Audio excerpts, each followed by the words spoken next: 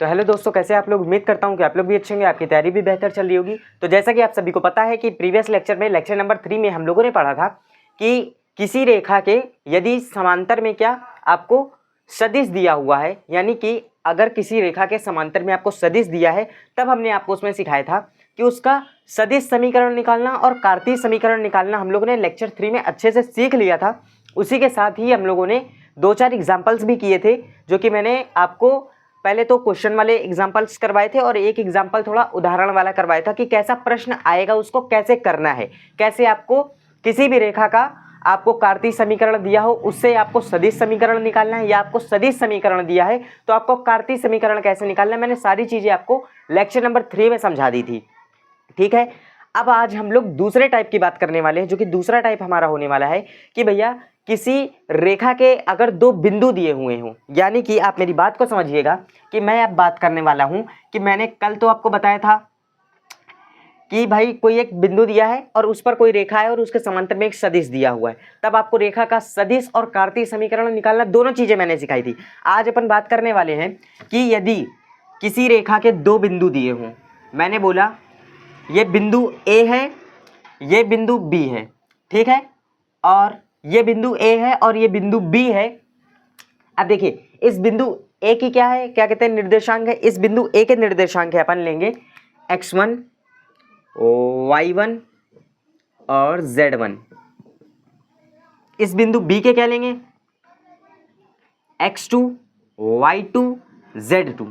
ठीक है, ये बिंदु के हमने निर्देशांक लिए हैं। ठीक, पहली बात तो ये हमने निर्देशांक लिए हैं। अब देखिए मेरी बात को समझिएगा कि जैसा कि हम लोगों ने क्या किया था कि जो सदिश वाला था, यानी कि इसके प्रीवियस लेक्चर नंबर 3 में हम लोगों ने पढ़ा था कि हम लोगों ने क्या किया था कि वहां पर एक बिंदु दिया था, तो हमने क्या किया था कि एक हम लोगों ने क्या स्थिति सदिश ले लिया था।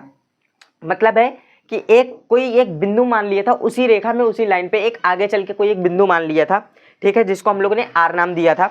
तो सेम कैटेगरी यहाँ पर भी सेम वही काम करने वाले हैं। हम क्या करेंगे, इसे थोड़ा सा दूर में, मैं बोलता हूं कि इससे इतनी दूरी पर कोई एक बिंदु मैंने ये आर लेट कर लिया है। ठीक, इस बिंदु आर के क्या निर्देशांक है, अपने को कुछ नहीं पता कि भाई इस आर बिंदु के निर्देशांक क्या होंगे। ठीक है, तो हम एक काम करते हैं, हम इसको एक्स वाई जेड नाम दे देते हैं, हम इसको नाम दे देते हैं एक्स वाई जेड। ठीक है, अब यह क्या है, ये 2 बिंदु से बनी हुई रेखा है। ठीक है, यानी कि ये 2 बिंदु से जाने वाली रेखा का समीकरण हमें निकालना है। ये क्या है, 2 बिंदुओं से जाने वाली रेखा। ये क्या है दोस्तों, ये 2 बिंदुओं से जाने वाली रेखा है। अब चूंकि ये 2 बिंदुओं से जाने वाली रेखा है, तब इसमें हम लोग क्या कर सकते हैं, पहली चीज तो आप देख सकते हैं कि यहां पर अगर आप पहले तो देखिए, अगर हम इसके वेक्टर बनाए तो, सबसे पहले मैं एकदम बेसिक से स्टार्ट करता हूं। मैं पहले वेक्टर बनाता हूं, A B C, A B R है। ठीक है, ए बी आर है। तो देखिए पहली चीज तो ये 3D में है। ठीक है, तो हम केवल ए वेक्टर नहीं लिखेंगे, हम लिखेंगे ओ ए वेक्टर, जैसा कि हमने प्रीवियस वाले भैया जो रेखा का समीकरण निकाला था उसमें किया था, हम लोग वैसा ही करेंगे। तो हमने क्या किया, ये ओ ए वेक्टर, ठीक है, जिसको कि अपन ए वेक्टर के नाम से जानेंगे, स्मॉल ए वेक्टर के नाम से। ठीक है, हम हर जगह ओ ए ना लिख करके स्मॉल ए वेक्टर का यूज करेंगे। ठीक है, ये क्या बन जाएगा, ये बनेगा आपका ए वेक्टर क्या है भाई, ये x, चलिए मैं इससे लिख रहा हूं, x1 i cap plus y1 j cap plus z1 k cap. ठीक, अब यहीं पर अपन क्या बात करेंगे, अब b वाले वेक्टर की, यानी कि ये भी क्या मूल बिंदु से लिया जाएगा। मूल बिंदु हमारा क्या होता है, मूल बिंदु हम o को लेट करते हैं भाई। अगर ये 3D में होता तो हम लोग क्या, अगर जैसे b का स्थिति सदिश लेना होता हमें, तो हम क्या मूल बिंदु से ही तो लेते हैं, और अगर हमें ए का अगर हमको स्थिति सदिश लेने तो हम मूल बिंदु से ही लेते हैं। ठीक है, क्योंकि हम 3D की बात कर रहे हैं ना, तो हम मूल बिंदु से ही लेंगे उसका स्थिति सदिश। हालांकि लिखते तो इसी को ही है, लेकिन फिर भी हम ओ ए एक रेफरेंस ले लेते हैं कि भाई हमने ये ओ से लेकर के, माना ये बिंदु ओ है, ओ से लेकर के ए तक की दूरी मैंने बोला ये चीज है, तो वही चीज हमने भाई दिखा दी कि मूल बिंदु से इस बिंदु ए की दूरी है ये। इतनी चीज क्लियर है, अब मेरी बात को समझिएगा। तो हम करने क्या वाले हैं, अब हम बात करेंगे किसकी, ओ बी वेक्टर की। ये भी हम मूल बिंदु से लेंगे। इसको हमने बोला कि हम इस बी वाले वेक्टर से दिखाते हैं। ठीक, अब देखिए इसके क्या भैया स्थिति सदिश हो जाएंगे, वही सेम चीज, यानी कि x2 i cap plus y2 j cap हो जाएगा प्लस z2 k कैप हो जाएगा। ठीक, अब ये जो r सदिश हमने इसी रेखा में आगे कहीं पर कोई एक बिंदु r है जिसको हमने लेट किया है। ठीक है, जिसके लिए हम क्या रेखा का सदिश और कार्तीय समीकरण दोनों निकालेंगे। ठीक है, अब देखिए मेरी बात को समझिएगा। तो इस r के लिए भी हम सेम चीज करते हैं, r वेक्टर, इसको हम स्मॉल r से लिखते हैं। ठीक है, इसके क्या निर्देशांक हो जाएंगे, इसके हो जाएंगे x I plus Y J plus Z के। अब आप लोग कहेंगे कि भाई आप त्रिविमी पढ़ा रहे थे, आप ये वेक्टर में कहाँ लेकर के आ गए। देखो अभी हमको दो चीज़ें निकालनी है, ये जो दो बिंदु से जाने वाली रेखा है इसके लिए हमें पहले तो सदिश समीकरण निकालना है, दूसरा क्या निकालना है, कार्तीय समीकरण। तो देखो भाई कार्तीय समीकरण तो निकल जाएगा, लेकिन कार्तीय समीकरण निकालने से पहले हमें सदिश समीकरण निकालना पड़ेगा। अब सदिश समीकरण निकालने के लिए कम से कम इसको सदिश तो बनाना ही पड़ेगा, वेक्टर तो बनाना पड़ेगा। ठीक, वेक्टर तो बनाना पड़ेगा, तब हम इसकी सहायता ले रहे हैं, इसलिए हमने इसको लिखा है यहाँ पर। ठीक है, अब देखिए, अब ये जो ए बी, आप चाहे तो ए बी कहिए या आप इसको बी आर कहिए या आप इसको ए आर कहिए। ठीक, जो भी आप इसको नाम देना चाहे। ठीक है, ए आर या ए बी, तो मैं बोलता हूं कि चलो ए आर और ए बी। ठीक, ए आर और ए बी क्या है, संरेख है, बिल्कुल संरेख है। अब बोलोगे भाई ये संरेख, ये सब मतलब ये सब कॉन्सेप्ट आप ला कहाँ से रहे हो, तो मेरी बात को समझ रहा। अब वहां पर हम लोगों ने क्या किया था, समांतर वाला कॉन्सेप्ट लगाया था कि दो पहले तो देखो, एक ये क्या थी, ये रेखा थी, ये क्या था, ये सदिश था, ये रेखा थी, ये सदिश था। ठीक, ये रेखा थी और ये सदिश था, और ये क्या एक दूसरे के समांतर थे। ठीक है, ये एक दूसरे के क्या थे, समांतर थे, ये एक दूसरे के समांतर थे। और हम लोगों ने प्रीवियस चैप्टर में सदिश बीजगणित में एकदम अच्छे से पढ़ रखा है कि भाई जब ये रेखा था हमने इसको सदिश बना दिया, जब दोनों सदिश हैं तो हमने सदिश के लिए क्या कंडीशन पढ़ी थी कि भैया मैंने इसको ए वेक्टर नाम दिया, इसको बी वेक्टर नाम दिया, तो हम कहीं ना कहीं ये तो बोल सकते थे कि A vector lambda Guna vector B के बराबर है। और ये चीज़ मैंने एकदम लेक्चर नंबर 3 में एकदम डिटेल में समझाई है, विद द हेल्प ऑफ जो मार्कर मैंने लिया है अपने हाथों में, इससे एकदम अच्छे से समझाया है कि भाई कैसे, मतलब कि मैंने बोला था कि ये एक ए वेक्टर है, ये बी वेक्टर है। अगर मैं इन दोनों को बराबर बोल रहा हूँ, अगर मैं इन दोनों को बराबर बोलता हूँ, तो ये जो मार्कर है और ये कैप है, इस कैप को भी मार्कर जितनी लंबाई चाहिए। और इस कैप को मार्कर जितनी लंबाई कब मिलेगी, जब ये कैप 5 गुना हो, यानी कि इतनी साइज के अगर मैं 5 कैप रख दूं तो वो भी क्या इस मार्कर जितनी लंबाई हो जाएगा, तब मैं इन दोनों को बराबर कह सकता हूं। तो वही सिंपल सी यार कॉन्सेप्ट है। इस रेखा और सदिश में कंफ्यूज मत होना, बिल्कुल कंफ्यूज होने वाली बात नहीं है, मैं एकदम डिटेल में समझाऊंगा, अभी परेशान बिल्कुल मत हो। देखो तो मैंने बोला कि ये समांतर थे, अब चलो भाई समांतर थे इतना तो मैं समझ गया, लेकिन यहाँ पर संरेख वाली क्या बात ले आए भाई, संरेख के लिए अपन क्या करें यहाँ पर, अब समझो। ये तो थी समांतर के लिए बात। अब यहाँ पर आपको दिख रहा है कि भाई एक तो ये ए बी वेक्टर बन रहा है, ठीक, एक ए बी वेक्टर बन रहा है, दूसरा क्या बन रहा है, दूसरा बन रहा है ए आर वेक्टर। दो वेक्टर बन रहे हैं, एक ए बी वेक्टर बन रहा है और एक आप चाहे तो ए बी वेक्टर कह लो या ए आर वेक्टर कह लो या बी आर वेक्टर कह लो। ठीक, तो अगर आप ए बी वेक्टर और बी आर वेक्टर कहोगे तब भी दोनों में आप देखोगे कि बी बिंदु उभयनिष्ठ है। अगर आप ए आर वेक्टर कहोगे और ए बी वेक्टर कहोगे तब भी दोनों में क्या बी बिंदु तो उभयनिष्ठ है। ठीक, इतनी चीज क्लियर है, इतनी चीज क्लियर है सभी लोग। भैया कमेंट बॉक्स में बता दें कि हाँ मेरे को इतना चीज क्लियर है। अब आगे बताइए। ठीक, चलिए तो अब हम लोग आगे देखते हैं। अब हम लोग देखते हैं कि भाई ए आर और ए बी बिंदु संरेख हैं, ए आर तथा ए बी वेक्टर संरेख हैं। अब हम लोग ने संरेखता वाली क्या शर्त पढ़ी थी, ध्यान आया, कुछ नहीं ध्यान आया, मैं बताता हूँ। दो शर्तें पढ़ी थी।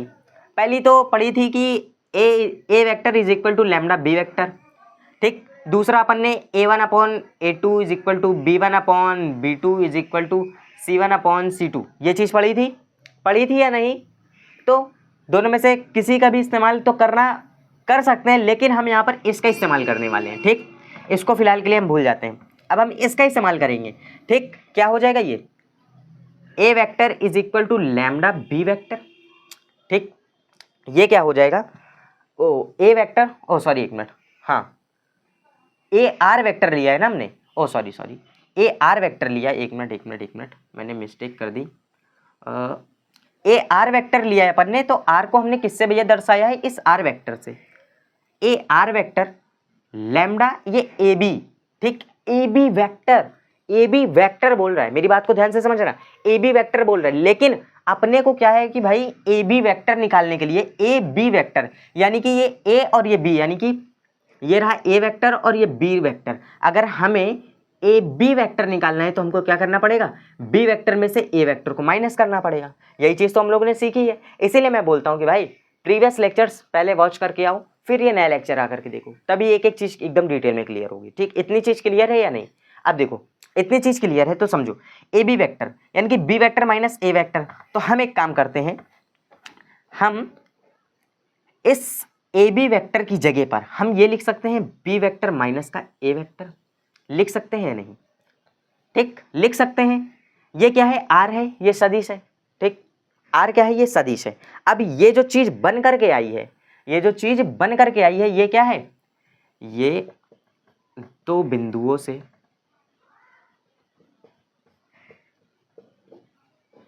जाने वाली रेखा का क्या है, ये सदिश समीकरण है, सदिश समीकरण है, ठीक। क्योंकि सब कुछ वेक्टर के फॉर्म में है और सब कुछ वेक्टर के फॉर्म में है, तो फिर क्या दिक्कत है भैया, ये क्या है, ये रेखा का सदिश समीकरण है। ये किसके लिए सदिश समीकरण है, यदि दो बिंदुओं से जा रही है रेखा, यदि एक रेखा है और एक समांतर सदिश दिया है, तब उसके लिए क्या हमने बताया था आपको, R vector is equal to A vector plus lambda B vector, ठीक। ये चीज हमने बताया था कि यदि किसी समांतर सदिश हो तब के लिए ये चीज बताई थी। अब मेरी बात को ध्यान से समझना, अब हम लोगों ने सदिश समीकरण तो निकाल लिया अच्छे से, अब कार्तीय समीकरण कैसे निकालोगे। अब यहाँ पर जैसे कि मतलब बहुत से लोग कहेंगे कि भाई एकदम प्रॉपर में नहीं लिखा है कि हाँ भैया पहले तो ये आर वेक्टर को हम आर वेक्टर कैपिटल में लिखते, फिर उसके बाद लैम्डा लगा करके इस बी वेक्टर को पहले हम ओ बी वेक्टर लिखते माइनस का, फिर ओ ए वेक्टर लिखते, एक स्टेप मैंने नहीं लिखा है, ठीक। मैंने डायरेक्ट बता रहा हूँ, इतनी चीज तो बेसिक यार सभी लोग को अंडरस्टूड होती होगी कि हाँ भाई ये ए वेक्टर कहाँ से हमने डायरेक्ट रख दिया है, भाई ए वेक्टर ये ओ ए वेक्टर की जगह पर हमने लेट किया है, ठीक। इतना बड़ा ना लिखने की जगह हमने एकदम छोटे में लिख रखा है, ठीक। यही चीज आपकी बुक में भी ऐसे दिया हुआ है, जैसे कि मैं देख सकता हूँ कि बुक में भी आपको ऐसा ही दिया है, ठीक है। तो इतनी चीज क्लियर है। ओ एक मिनट, क्या आर वेक्टर, ओ ए आर वेक्टर है ना, ओ एक चीज, एक मिनट एक मिस्टेक तो कर ही दी अपन ने, मिस्टेक ये कर दी है कि ये जो आर वेक्टर है ये तो सही कर दिया अपन ने, ये आर वेक्टर का पूरा नहीं लिखा, ये आर वेक्टर ना होकर के ये भाई यहाँ पर ए आर वेक्टर था, मैं सोच रहा हूँ कि सिर्फ ये आर वेक्टर लिखा है, चलो कोई बात नहीं। तो ये ए आर वेक्टर है, तो ए आर वेक्टर है, ठीक है। तो ये ए आर वेक्टर क्या हो जाएगा, आर माइनस का ए वेक्टर, आर माइनस का A vector is equal to lambda B vector minus का ए वेक्टर। अब यहाँ से आपको आर वेक्टर निकालना है, तो आर वेक्टर फाइनली आपका आएगा ए प्लस लैम्डा बी माइनस का ए वेक्टर। हाँ कोई बात नहीं, ये मिस्टेक हो गई थी, यहाँ पर मैंने ध्यान नहीं दिया, मैंने सिर्फ और सिर्फ यहाँ पर आर वेक्टर ही सोचा, मैंने सोचा कि डायरेक्ट ये आर वेक्टर ही है, लेकिन मैंने ध्यान नहीं दिया, लिखा मैंने ऊपर ए आर वेक्टर है, लेकिन मैं ध्यान नहीं दिया, मैंने ये इसको आर वेक्टर ही लिख करके मैंने यहाँ तक करा दिया। तो अब ये जो चीज़ निकल के आई है, एक मिनट उसको आप छोड़ करके चलो मैं इसको बता रहा हूँ, एक मिनट, ये जो अब निकल करके आए ये है, ठीक है। बस करना कुछ नहीं, जहाँ पर बी था वहाँ पर बी माइनस ए कर देना, वही सेम है एकदम। ये है आपका सदिश समीकरण। अब मेरी बात को आप लोग थोड़ा सा गहराई में समझिएगा, सदिश समीकरण निकाल लिया, कार्तीय समीकरण निकालने के लिए तो मैं सोच रहा हूँ कि आपके ऊपर ही छोड़ दूँ, आप ही लोग इसको कार्तीय समीकरण निकाल सकते हो, जैसा कि अपन ने वाले में किया था, यानी कि जिसमें समांतर सदिश वाला था, यानी कि जिसको आप टाइप 1 भी कह सकते हो, वैसे ही कार्तीय समीकरण इसका भी निकलेगा। बस करना क्या है, कार्तीय समीकरण के लिए मैं पहले हेडिंग डाल दे रहा हूँ,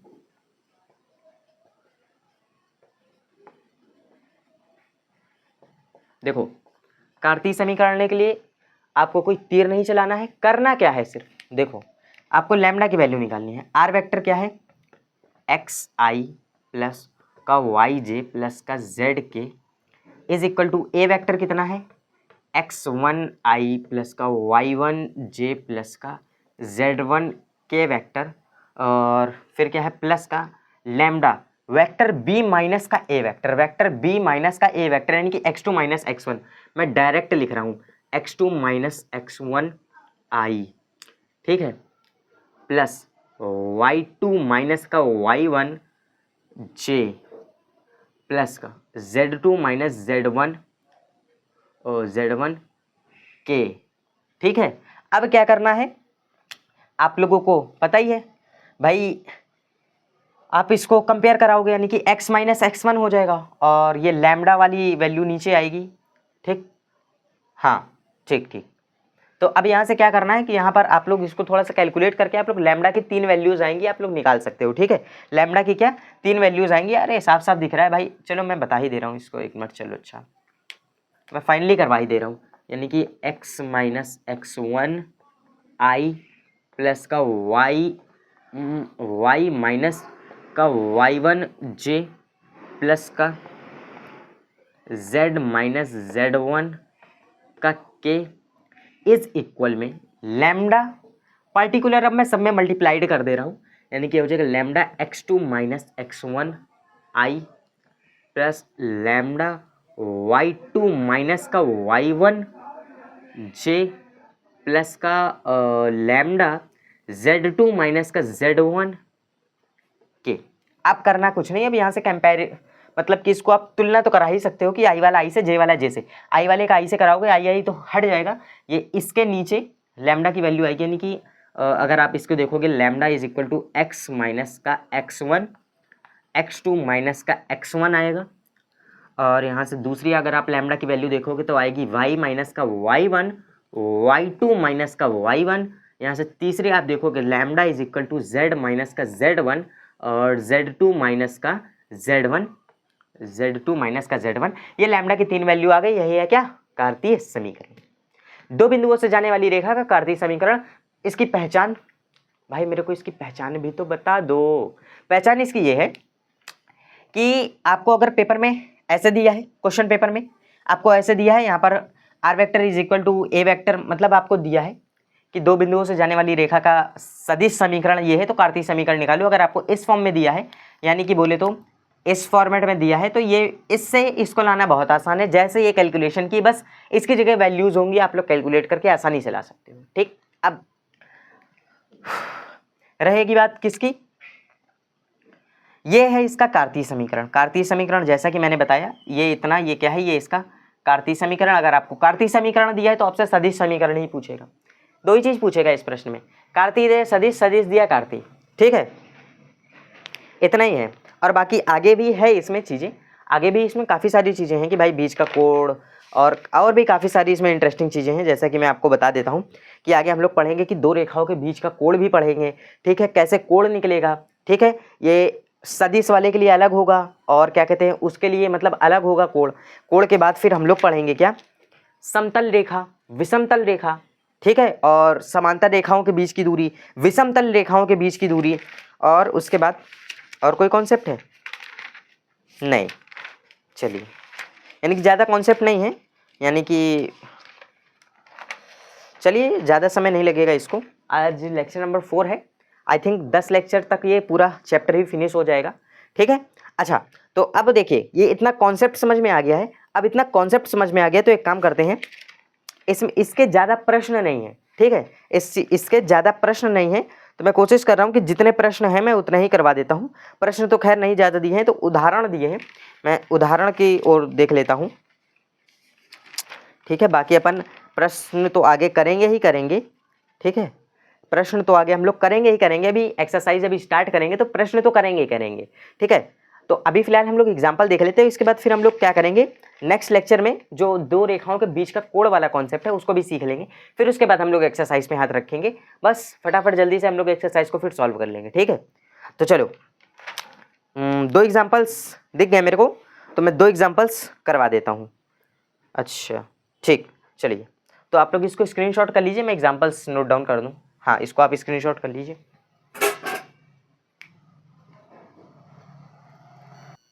ठीक है, चलिए देखते हैं एक प्यारा सा उदाहरण। उदाहरण नंबर 7 मैंने नोट डाउन करके रखा है। काफ़ी सिंपल सा एग्जाम्पल है। मेरे को तो नहीं लगता कि मैं इसको सॉल्व करवाऊँ, लेकिन फिर भी मैं आपको बता देता हूँ कैसे ये होगा।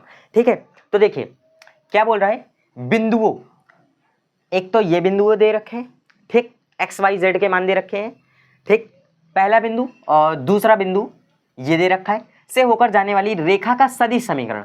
देखिए नोट डाउन करिए, मैंने क्या बोला था आपसे, सदिश पूछेगा या तो कार्तीय पूछेगा। क्या पूछ रहा है, सदिश। सदिश समीकरण निकालना है। देखो दो बिंदु दिए इसने, मैं बोलता हूँ मान लो ये एक बिंदु ए है, ये एक बिंदु बी है, ठीक है, और इस ए बिंदु को अपन इस माइनस का A0 दो लेट कर लेते हैं और इसको लेट कर लेते हैं 3 4 6। दो बिंदु दे रखे हैं और इससे होकर के जाने वाली रेखा का सदिश समीकरण ज्ञात करना है। अब देखो दो बिंदु दे रखे हैं, दो बिंदु से होकर के जाने वाली रेखा का सदिश समीकरण तो अपन ने अच्छे से पढ़ रखा है, जो कि होता है, क्या होता है भैया, दो बिंदु से होकर के जाने वाली, मैं लिख देता हूँ, दो बिंदुओं से होकर जाने वाली रेखा का सदिश समीकरण। अब दो बिंदुओं से होकर के जाने वाली रेखा का सदिश समीकरण, जस्ट मैंने अभी अभी आपको पूरा कॉन्सेप्ट ही समझाया है, पूरा कॉन्सेप्ट एकदम डिटेल में समझाया है। तो अब इसमें तो मेरे को ज़्यादा समझाने वाली बात नहीं है, जो कि होता है आपका R vector is equal to A vector plus का लैम्डा बी वेक्टर माइनस का ए वेक्टर। इसको लर्न करने के लिए मैंने एकदम शॉर्ट ट्रिक बताई है आपको, क्या कि जो समांतर सदिश वाला कॉन्सेप्ट है सेम है, बस बी की जगह पर बी माइनस ए है, बस काम खत्म। इतना सिंपल सा है, इतना आप लोग लर्न कर सकते हो। अब करना क्या है, सदिश समीकरण बताना है, और आपको क्वेश्चन में दिया है क्या। अब मेरे को पहले लिखना चाहिए, मैंने यहाँ से स्टार्ट कर दिया, कोई दिक्कत नहीं, चलो मैं साइड में लिख रहा हूँ कि दिया है, क्या चीज़ दिया, मैंने बोला कि ए वेक्टर, चलो मैं ऐसे लिख देता हूँ कि बिंदु ए बराबर कितना है, माइनस का 1 0 2, तथा बिंदु बी बराबर कितना है, 3 4 6, यानी कि 3 4 6। अब लिखोगे अतः बिंदु ए व बी के स्थिति सदिश। अब देखो बिंदु ए व बी दिया है, अब ए व बी के स्थिति सदिश निकालेंगे, क्योंकि हमें सदिश समीकरण की जरूरत है। हमें ए वेक्टर चाहिए, बी वेक्टर चाहिए, ये तो क्या ए और बी यानी बिंदु दे रखे हैं। तो हम क्या करेंगे, इसका स्थिति सदिश निकालना कोई बहुत बड़ी कैलकुलेशन नहीं है, ठीक है, ना तो बहुत बड़ी ज़्यादा मैथमेटिकल कुछ समझ लो कि ऐसे थ्योरी टाइप का है कि नहीं भाई इसको इतना प्रूव करना पड़ेगा। भाई एकदम सिंपल सी चीज़ है, आईजे के लगाना ही ये क्या स्थिति सदिश कहलाता है, ठीक। पोजीशन वेक्टर मैंने डिटेल में समझा रखा है इसके बारे में। ये हो जाएगा माइनस का आई कैप और 0 दे रखा है, यानी कि जे तो होगा नहीं, फिर कि 2 दे रखा है, यानी कि ये हो जाएगा 2 के। यहीं पर अगर आप बी वेक्टर की तरफ नज़र डालेंगे तो ये हो जाएगा 3i प्लस का 4j प्लस का 6k। आपको ए वेक्टर बी वेक्टर मिल गया है, काम खत्म। बस वैल्यूज रखो एकदम कैलकुलेट करके, आर वेक्टर निकाल दो, काम खत्म। आर वेक्टर भी अपने को पता होता है, आर वेक्टर ये जनरली होता कुछ नहीं है, ये होता है xi प्लस का yj प्लस का zk, ये होता है आर वेक्टर। बस रखो, डायरेक्ट रखो, xi yj zk is equal to A vector कितना है, माइनस का i प्लस का 2k। इसको पूरा कैलकुलेट नहीं करना है अपने को, बस ऐसा ही डायरेक्ट करके छोड़ देना है। बस सिर्फ इसको आपको सॉल्व करना पड़ेगा। ये b माइनस का a वेक्टर है, चाहे तो कर सकते हैं, नहीं तो ऐसे आप डायरेक्ट लिख सकते हैं, कोई डाउट नहीं है इस पर, ठीक है। b वेक्टर क्या हो जाएगा, ये हो जाएगा 3i प्लस का 4j प्लस का 6k, ठीक है, माइनस का एक मैं बड़ा ब्रैकेट लगा देता हूँ, इस लैम्डा को मैं इधर एडजस्ट कर देता हूँ, ठीक। माइनस का a वेक्टर कितना हो जाएगा, ये हो जाएगा माइनस का i प्लस का 2k, ठीक। एक मिनट में आंसर देख लेता हूँ। अगर आंसर में इस चीज़ को सॉल्व करके दे रखा होगा तो इसको आप लोग सॉल्व कर लेना, अदरवाइज आप इतने पर छोड़ सकते हो। आंसर इसका कहाँ गया, इसको सॉल्व कर रखा है, कोई दिक्कत नहीं है।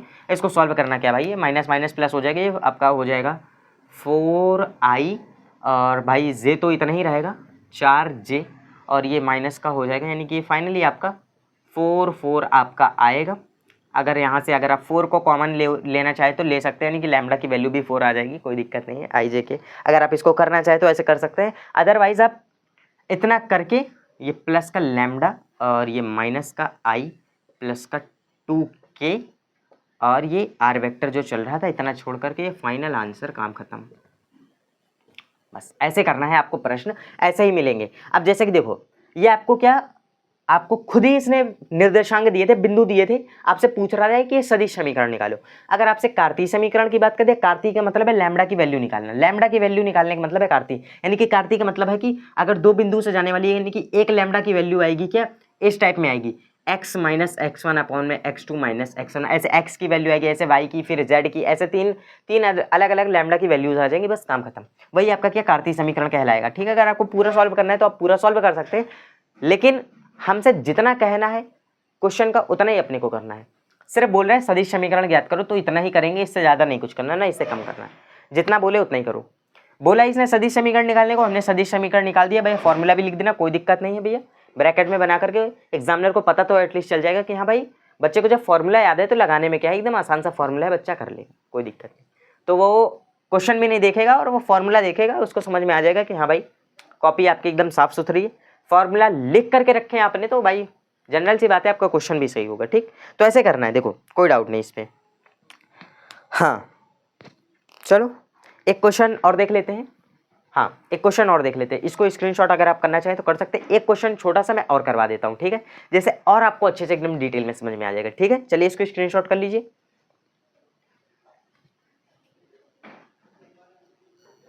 ठीक है दोस्तों, चलिए तो अपन ने एक क्वेश्चन और लिख करके रखा है, उदाहरण नंबर 8वां आपकी बुक का ही है। ठीक है, तो इसको भी अपन देख लेते हैं, काफ़ी सिंपल सा एग्जाम्पल है, कोई डाउट नहीं इस पर भी।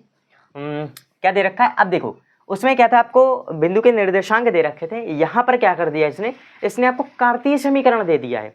अब ये चीज़ आप कार्तीय समीकरण यानी प्रश्न को देख करके, यानी कि ये जो चीज़ आपको दी हुई है इसको देख करके आप आइडेंटिफाई करो कि टाइप 1 है या टाइप 2 है। मेरे कहने का इतना मतलब है कि ये जिसके समांतर सदिश है वो वाला रेखा है, रेखे का कार्तीय समीकरण है, या जिसके दो बिंदु वाले रेखा का कार्तीय समीकरण है, ये चीज़ आपको आइडेंटिफाई करनी है। ठीक है, ये चीज़ आपको पता लगाना है कि भाई ये क्या दे रखा है, सिंपल सी बात है। x माइनस x1 अपॉन में a दे रखा है, क्या है ये, जिस भी रेखा के समांतर में सदिश है वो वाला आपको कार्तीय समीकरण दिया है।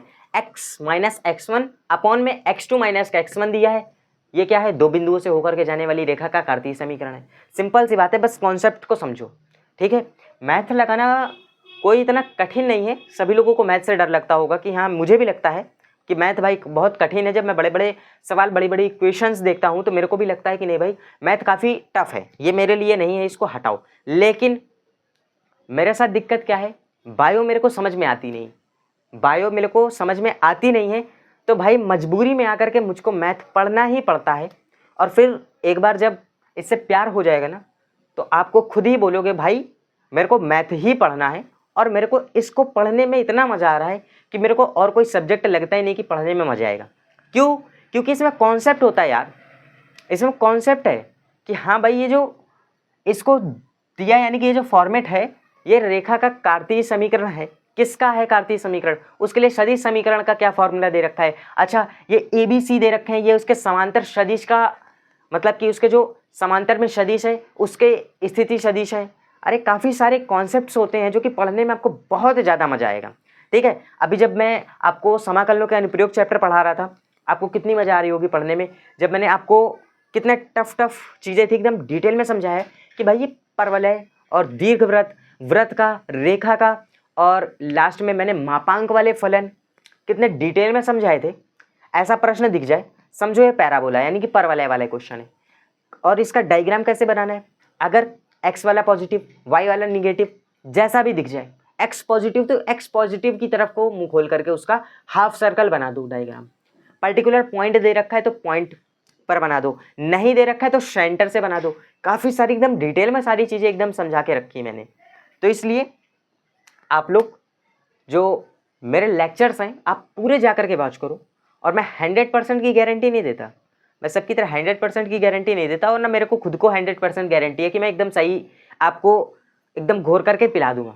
मैं इतनी श्योरिटी लेता हूँ कि आपको कुछ ना से कुछ आने लगेगा। इतना आप समझो कि अगर आप एकदम ज़ीरो लेवल है तो ज़ीरो से मैं ये नहीं बोल रहा हूँ कि आप सीधे 100 पे जाओगे, 100 पे नहीं तो कम से कम आप 60-70 पर तो जाओगे, और जब आप 60-70 पर जाओगे उसके आगे की चीज़ आपके लिए एकदम आसान लगेगी। ठीक है, आपको जब आधा कॉन्सेप्ट समझ में आ जाएगा तो आप आधा कॉन्सेप्ट खुद भी समझ सकते हो। ठीक, तो इसलिए मेरे कहने का सिर्फ इतना मतलब है कि आप लोग समझो यार, इस चीज़ को फील करो कि हाँ ये चीज़ कह क्या रहा है, दिया गया है, इसमें निकालना कैसे है, सारी चीज़ें एकदम डिटेल में समझो। ठीक है, अब चलो देखो, x माइनस x1 अपॉन में a निकालना क्या है, इस रेखा का सदिश समीकरण निकालना है। सदिश समीकरण निकालना है, सिंपल सी बात है। अपने को पता है कि भैया अगर किसी रेखा के समांतर सदिश दिया हो तो उसके लिए हम लोगों को सदिश समीकरण क्या होता है, उसके लिए होता है आर वेक्टर। क्या होता है इसके लिए, क्या होता है, R vector is equal to A vector plus का लैम्डा बी वेक्टर। ठीक है, R vector is equal to A plus का लैम्डा बी वेक्टर। ठीक, R vector is equal to A vector plus का लैम्डा बी वेक्टर। बस A vector और B vector की जरूरत है। अब ए वेक्टर बी वेक्टर कहाँ से मिलेगा, देखो ऊपर वाली टर्म को आप 0 के बराबर करोगे, आपको ए वेक्टर के निर्देश ए वेक्टर के दिशानुपात यानी कि जिसको अदिश घटक बोलते हैं वो मिलेंगे, यानी कि आई वाला, जे वाला, के वाला। ठीक, नीचे के ये जो ए बी सी होते हैं ये क्या होते हैं, ये बी वेक्टर यानी कि जो उसके समांतर में सदिश दिया होता है उसके ये दिशानुपात हैं। तो बस बना डालो, इसको आप इक्वल करोगे तो x बराबर -3, y बराबर 5, z बराबर -6, ए वेक्टर इससे बन जाएगा यानी कि -3i प्लस का 5j -6k। बी वेक्टर अगर आप नीचे वाले से बनाओगे तो 2i प्लस का 4j प्लस का 2k, काम खत्म। बस वैल्यूज रखो भैया, आर वेक्टर तो ऐसे चल रहा है, चलेगा ही, ये -3i प्लस का 5j -6k और प्लस का लैम्डा में बी वेक्टर चल रहा है 2i। इसमें लैम्डा को आपको मल्टीप्लाई नहीं करना है, ठीक है, परेशान मत होइएगा, आपको लैम्डा को मल्टीप्लाई नहीं करना है, आपको सिर्फ फॉर्मेट में लिखना है। ये लैम्डा ऐसे बाहर है, बाहर रहने दो, ठीक, कोई डाउट नहीं इसमें, कोई दिक्कत नहीं, इतना आप कर सकते हो और इतना ही आंसर भी है आपका, 100% आंसर भी सही है। ऐसा ही आपको प्रश्न करने हैं, ठीक है, ऐसे ही आपको प्रश्न करने हैं। तो आई होप आपको ये आज का लेक्चर नंबर 4 एकदम अच्छे से समझ में आया होगा। तो जिसको भी मेरा ये लेक्चर नंबर 4 एकदम अच्छे से समझ में आ गया हो, दिमाग में छप गया हो, तो वही इस चैनल को सब्सक्राइब करना और वही वीडियो को लाइक करना। अदरवाइज आप दूसरा वीडियो जा करके देख सकते हैं, ठीक है। जिसको अगर समझ में आया हो तो तुरंत वो चैनल को सब्सक्राइब कर ले, ठीक है। थैंक यू दोस्तों, मिलते हैं नेक्स्ट वीडियो में। और हाँ, इस लेक्चर में अगर आपको कोई डाउट हो तो आप कमेंट बॉक्स में कमेंट करके पूछ सकते हैं, मैं उसका जवाब जरूर दूंगा। थैंक यू दोस्तों।